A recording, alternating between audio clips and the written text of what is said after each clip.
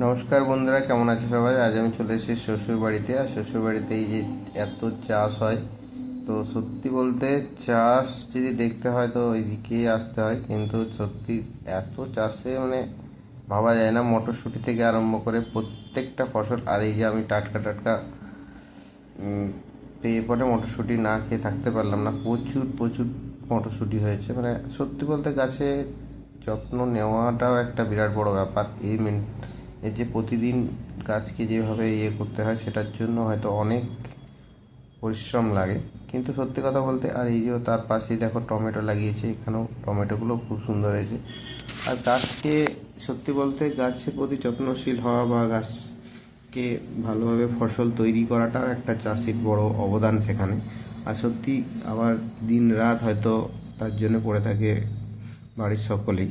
তো যাই হোক, ফসল ভালো হলে সবারই একটু মনটাও খুশি হয়।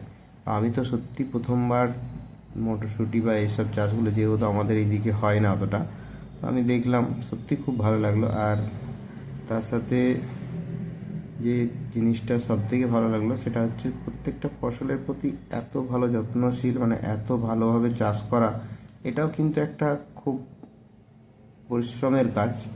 আর তার জন্য প্রচুর লোকও দরকার। আর এখানে দেখো, তার সাথে টমেটো যে হয়েছে, টমেটোটাও খুব ভালো হয়েছে।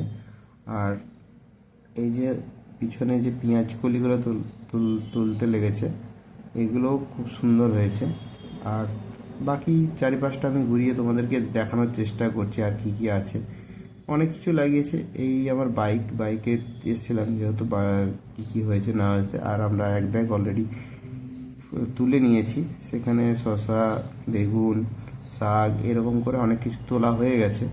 তো তারপর এই দিকটায় দেখো, এই দিকটাতে এখন আছে লাউ।